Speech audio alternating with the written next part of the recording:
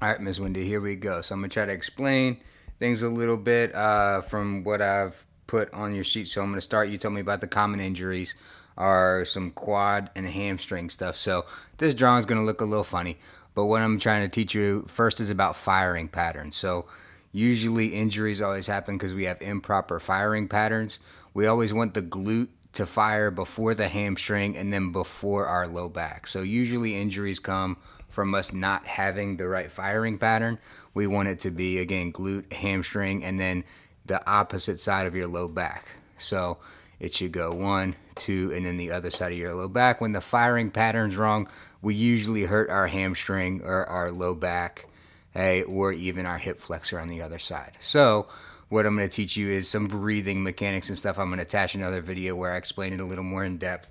But the first thing we're going to do is try to fix that firing pattern so that your athletes know how to use their glute first. Emphasize strong butt, strong athlete.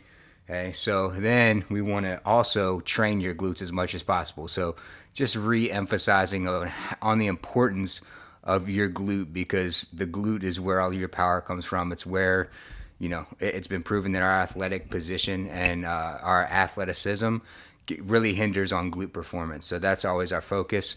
And if we go into our warm up that I put on here for you, I'll make another video for some glute exercises that I on here. So warm up, the first thing I put was to do some SMR right here. So that's just foam rolling on your adductors, hip flexors, glute and hamstring. I'm going to show you those things as well. And we don't want to spend on all those muscles. We don't ever want to spend more than 3 minutes. Okay, 3 minutes is too long. So just let them find their trigger points, but also don't tell them to sit there for 45 minutes. We're not doing that.